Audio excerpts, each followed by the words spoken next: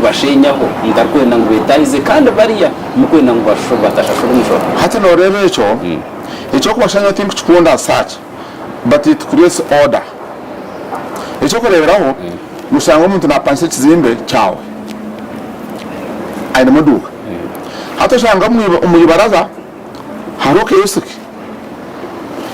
takushasha mushoro ningashi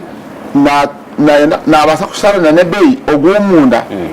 akusanga takushasha rente mpango hata shanga umunda na hari rente mpango na kashosha za government usanga ngu na nyujibwa munonga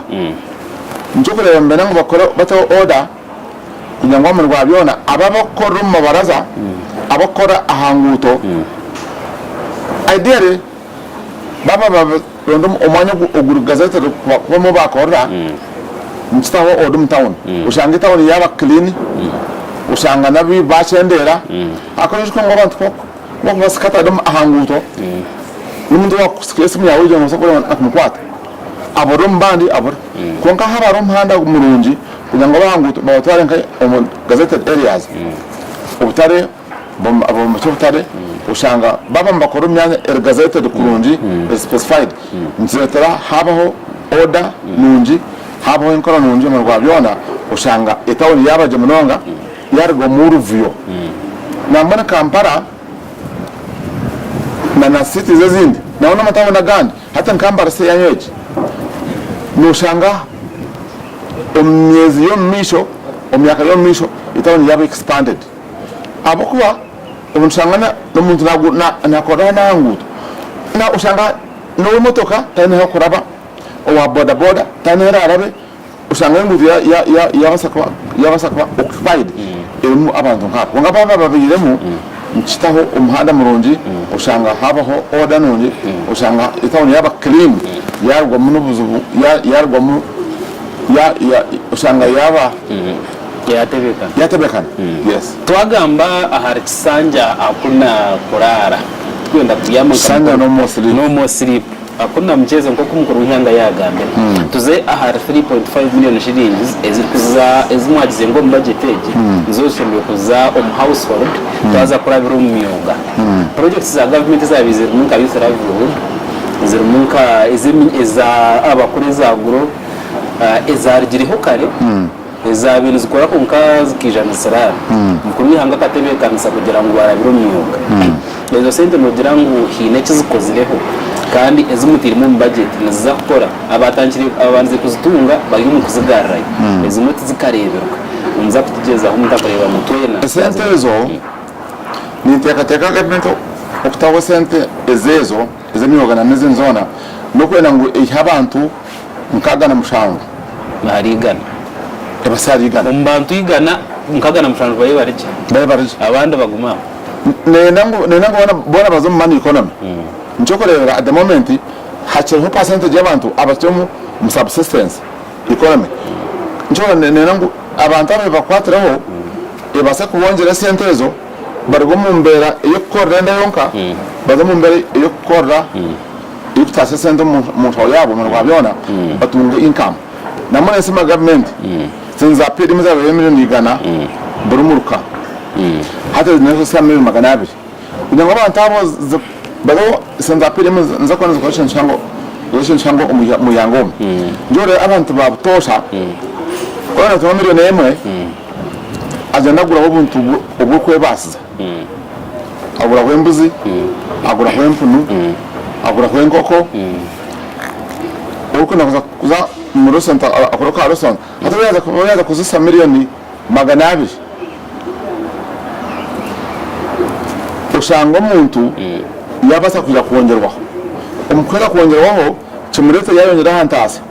mukondera ntasa umwana basa kushoma kurunji umuntu we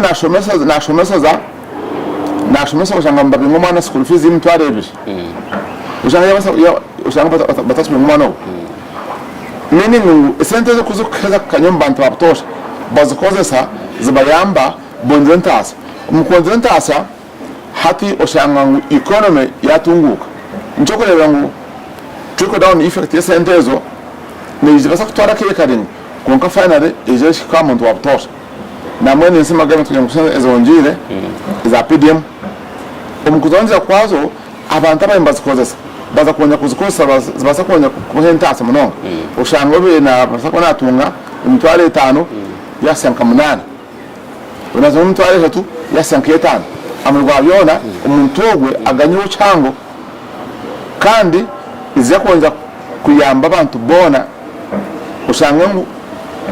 finally consequently abantu abo mani kome bayonja rero nikereza ngo riyo mwe ombantu nobore no hagera rwansiriza ko nkaba kwasa kwari bikereza federalism government zebyanga kushanga nkakiruhura kugira ngo nabarisa projects z'ibintu ziri neza barisa umurushenyi hariyo factory y'ibitoki kandi yinkutekateka ngo nojimaya na marathon iba kuza kombe kasanga umwishaza ari yari yakafunje mu rukitura hariyo umushija w'umuhingi kandi ayine ni nka factory y'umwanya namoto takumanya nimanya aha tikwenda kumutera karamba district ya Kiruhura warka kaguta rodo rukwija hariho ishomero area science and technology aha bwenche ni mwikiriza government imenkabe imbeze kumanetanda ka project sensia ikanga kusupportinga ziriye zabire hata noreba ukutandika wensia te kwanga nkuru hano nazo zikanga gukora iki tushebe kwantu te kwanga nkuru netandika wensia kandi kumane supplementing ngameze nkuru kugira ngo amerwa byona abantu bona bako hata yawe tanche wensia abana first of all batunga mirimo 2 instructors batunga mirimo 3 abara traininga babaho ubukugu mu gukora byabo usanga abantu bo bicwekecho baganywa n'abakorera bari icwekecho baganywa usanga ngo economy yayonja kutasa icyo kurebera bako mbere polenga abantu makumyabiri babaha imishahara imishahara ejo echeza kubahebwa ekora family zabo aba basaparenga institutions zezo batunga sente usanga ngo sente zaruga amuntu wabutosha zaza muntu wahansi ubuzaza muntu wahansi aba yashiganywa dena naba nanazo zwagameze nimezo nazo nziyambaho akako nyamuza ko nziyambaho abantu bakembasaka mahera batunga buhereza mbaba yambaho batawensa zukora bakwatrana neza ngo mugabyona bona bimusambona budget ya Minister Hebrew Musafiri yashomere mukaroketinga trillions 8 na billions 5 zuri kuzaha transport sector aha bunti no shemerwa umbwire ngo mushana kutambura umucucu kurgaha junction kuzarhumba okarga censha makaza kazo umucucu group kutera umbwire ngo mushana hakigwenjura okicereza bwaka kutambura haruguto ndorumwe ombyondo hatu wagamesha chamana ikintu cy'enguto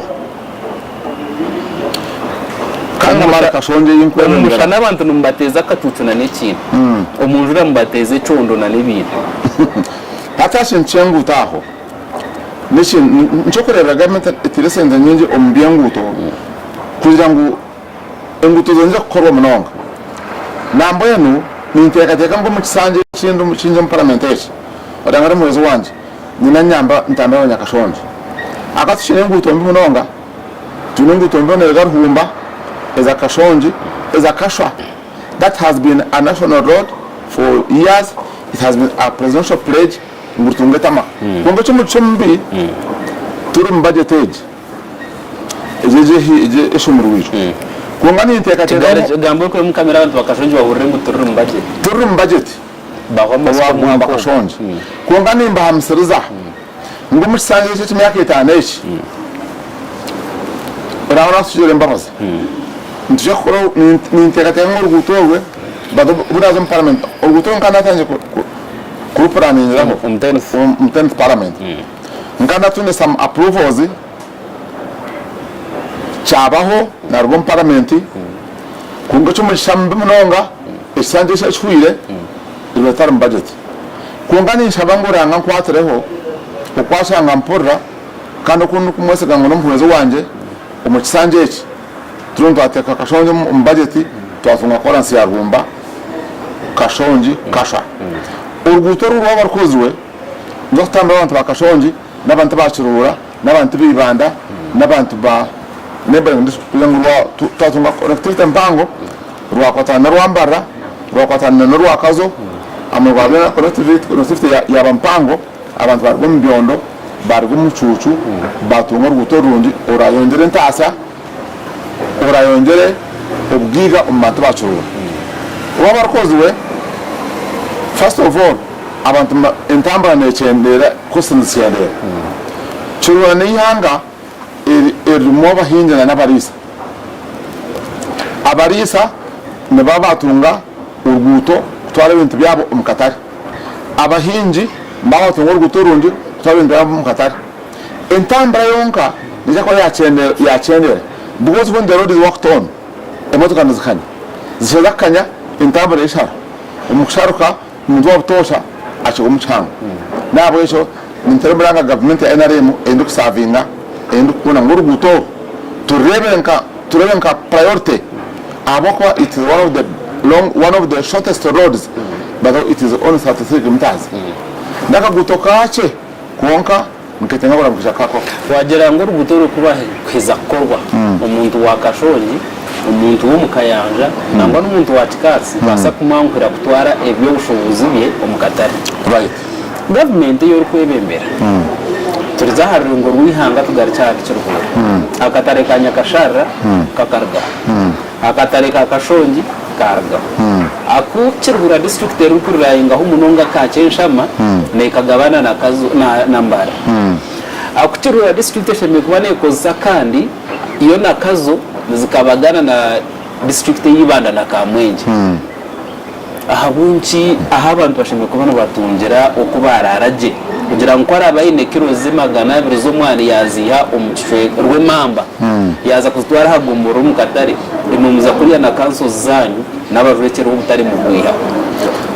okuyo ubutari n'inshonga mpango no ikereza ngo akakashongi mukakiyaho tinye konka bakiro mbya kabuzo konka tkaro mbya kabuzwa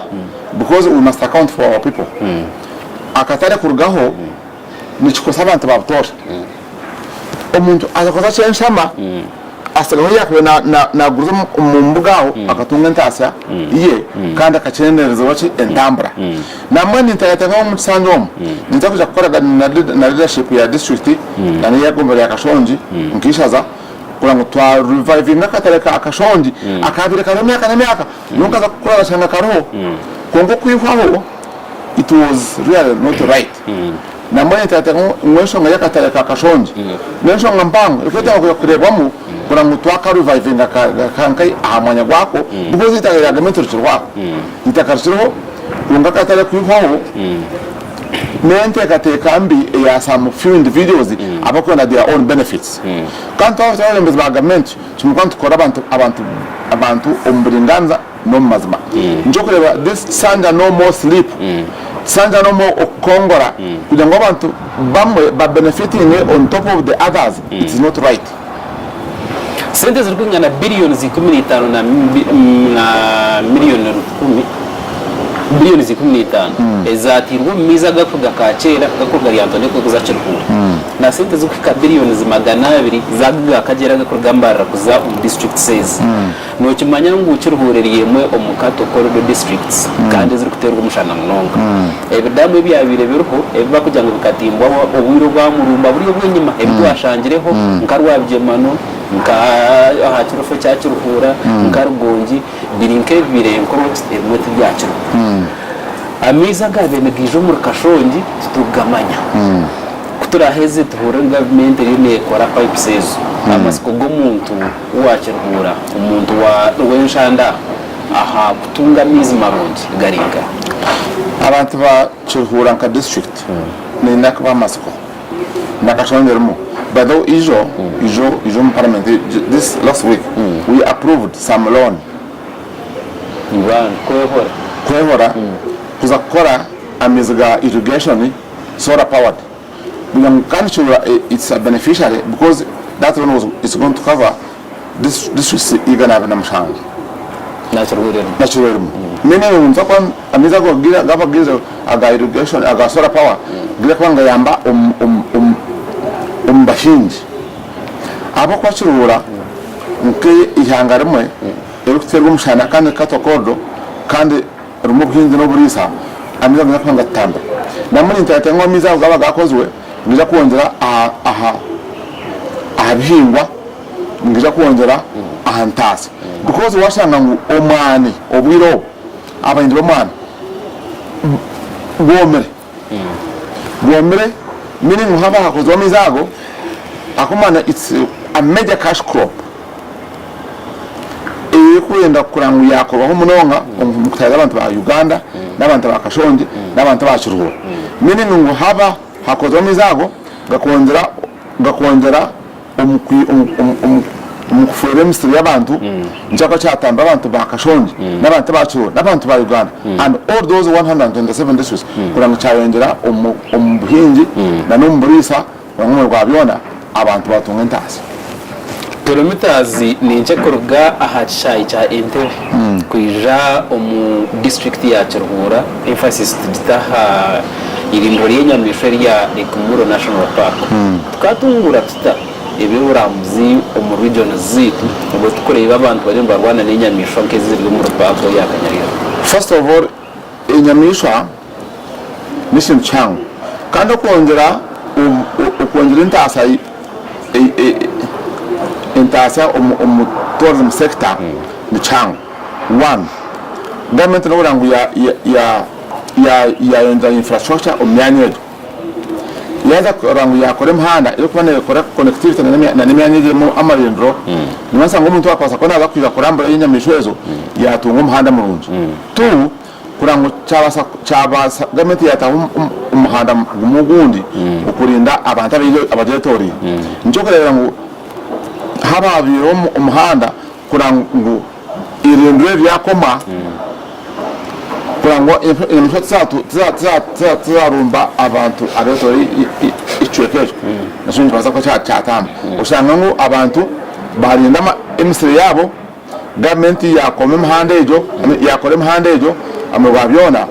inyamishwa zazaho zete n'abantu kuramba barete sente muyanga cyonje sente muyanga mwabyona government itunga sente isikuja kubona nzireta barambuzi akubarambuzi nebate sente nyiye muyangomu ushanga zaza kuyamba foreign income yange ekitongole cya Rureya enyamaho emyaka nkamukaga inyuma omu kisangi cy'Enkumi-2016 cy'Enkumi-2021 bakabine station omwishaze ryakazo n'ekiteka tekuje kugira ngo region egiyona Greater Mbarara yatunja amashanyarazi agari agaruho agatara kukira kugenda kunkano shango mukabirwana sa ekite ngo kikakiri cyo kugira ngo babatera karuru ebintu ebyo mu hama amubiteho mu koronda karuru ko murari giho bigenda mbereze kwa bawe nashanga tine kikonde cyemerire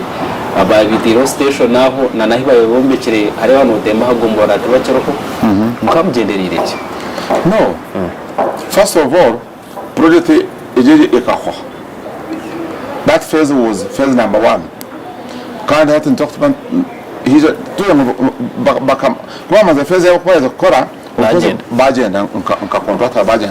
meaning haba haje kuba phase ndizo the contractor they are setting systems amanyo kwa n'abahirwe kuranga abantu batunga kuheza umyanya ndizo yaciye birarukora kikashira biro kikashira abo kuba first phase kashoni kiraza eketa katunga bado kashoni before eketa katunga ngamko ndamashanyarazi umtama yanyo kubanza kashoni nkishaza ndagatase almost in the whole constituency with some few areas ekabegatakashira nintero muranga ngo umukisanjeshi tugase umyanya kabegatakashira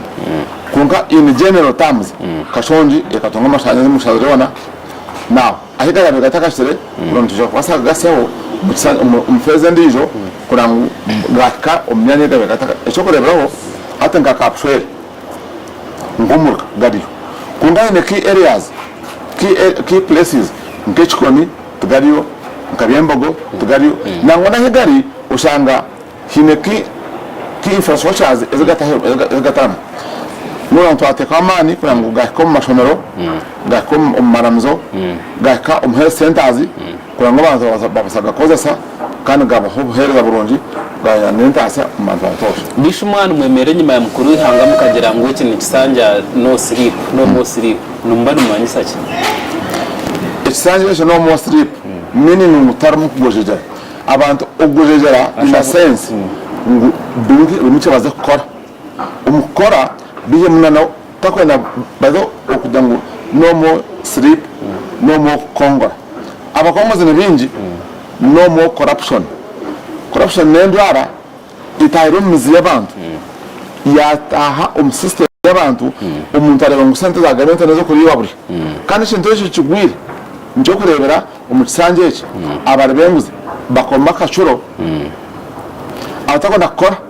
bereberere nambwe n'ijo nkatungaho information ngu abakozi ba gavumenti in some areas bakorusha ngo harimo batakora kunga ni noktere muranga abantu bakashonje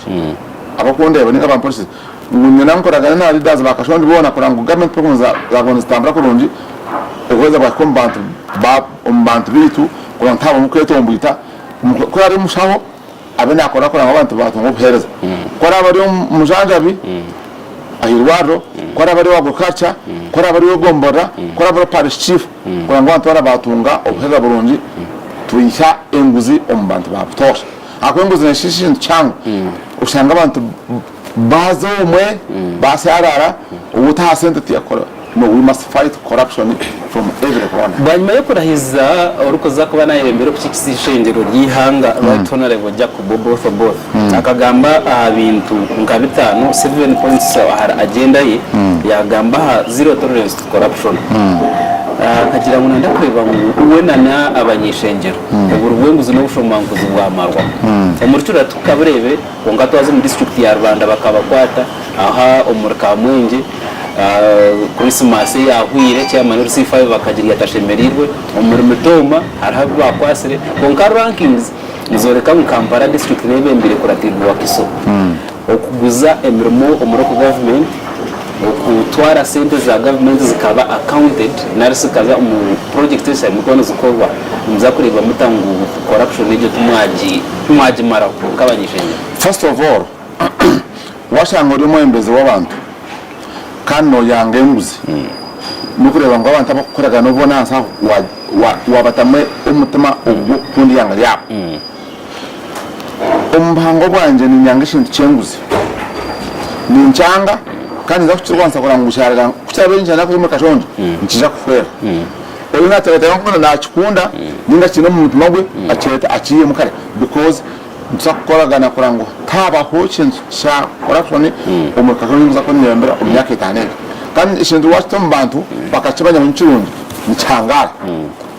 kunga wacho kwata mpora ushanga umuntu waza mutera stamp na kwetenge sente kwera kujura embuzi na kwetenge sente yaza kutunga contract na itengo apana tuntu twansenguzi kurango abantu bakora emirimo yabo muga yabo umurenganza bwabo gwabyona abantu bana bashimwe mu government ya NRM mu nyungu zitekwite ngo kubaho akoko kubaho ushanga baza gukora umuhanda na itengo nguzi ushanga na kansala na itengo nguzi ushanga na parish chief yaza kusanya yasenza apidem apana we must fight corruption kurango bomuntu wana aharevo yaho wena yaje wansa kurango yaho tukatakatunga hoga bebe mbizikorwa bakagomba bataho nkaza baraza bitaramu kutereza accountability mbintu bakora right honorable speaker kagira ngo naza kureba ngo yataho oversight byo kugira ngo imwe nango nabakurira ministries bagumere bahereza accountability ya performance ya departments zabo public ndarabo nina tware ba ministry ba rambra ngatwashanga rural district na mwembe ningama na ba district nti ubutolwe utindolwe roba tabasa korwa by end of August wabatera wecharaje me as an MP wakashonje kigambire chairman mukago nome kama namugambire mukago my brother na no works kuronga bana za own scheme za government manya kangambe wota yambira abantu bawo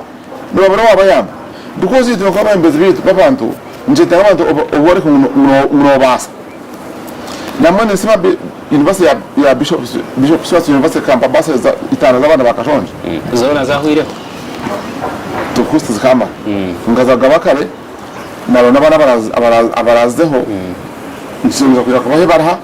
bakastora nkana university bakashobora gusha imyaka itanu umusanye kanjeje niza ko ni ndaba ngo nataho umuhanda kuna nakoraga na university buntu babata kunyongera abana aba beneficial kurango tawina namba nango bakabana kiku kandi cya kabiri nura na nyambona n'abandi bana akora kuza aron scheme ne government ni manche n'otero umuhanda otero umuhanda manya na yino competition nkatenga ukavakora umutebekaze ico kachanye ico ndamyango umbrigana ndiga about 3 months hatuma atuma nendo gamagwata meaning mbere irasagaho nabasa kugera kansaba nyakashoni nkata munchiko ngaba meetinga ngaba reconcilinga ngamitinga leaders nimona take up person enda koro ishaza kashoni niye byonga n'ibindi mbirigana bishoboza kumaraho ryari enganda n'amadino mwishaza amadini n'enganda by the way tibiri as it's not a major challenge kunka abantu mukubegesa omukuba kansoringa abantu mambare banguriyare nonda kuranguya mu inshobezo ezo enganda tizeze zamani kunka abakosa kwa bazere mto yabo njobo ntugamana mpora konkurango baza mushinga cyo baza gukora nk'umubona mugabyona babe abamazima batino kwetombuitra umudini enganda ezo bebare munonga tukubasa kutandika ebiri 17 biwarahire kutwara obuturutera karuro 2021 tukabiganira mushahe mu byo kuza gukora mu byona byabo ngenda kusima ahabwakire ngenda kusima bo kuteka tekonga tayari west mukija tuganiraho andi kutematema omur budget yihanga tukatematema mu byo kwenda gukora yihanga na nemyoga yo mwebembezi omusitekaje tabatune honorable tumuramye genensio akabarho parliament y10 kandi ekisanje cyakozere y10 na nemwe abantu bakashonje bajyangu bazuzarwa turebe none wagire konka ko mutembuzi y10 bagaruka bamwikereza mbamgarukaho bamuhereza karu kugira ngo aza hasi ya region mpaka 2025 twaganira bingi iwabo noreba no wasa kuba watigana aba bari aha www.tayarnews.com maforunge kiganire ki aba bataha batwigaho hati nabasa kuza ha YouTube channel yemwe ya Tayari West TV oyiheyo link ejo ogisharinge nandi kandi ogumeno oreba nabakuza ha social zitu zona na TikTok na X videos zibazorho na nobuce kugira ngo butambuze kandi orebe ebya umunyishengero wawe ariyo nakora ndenda kusima kandi ko kubora kampani utari kubasa kwikambara nkezo kutwashitamaha ekaya kuri Central Hotel bugoro bitino studios naho nabo basa kwikaho basharinge n'abanyuganda asha 5 aro program nashama kurgitwa hano hari asha mukaga mushanju aramakuru ga mushanju aharshaha ibizo mwabaziyo ariho amakuru agenshonga na program zizinda hagataho zigenda zibaho takayibwa mwite Tayari West kumankereza nabanje byo bukato nabo nakora naberizo bamukoreba namutarukureba kandi bendeze izo barungi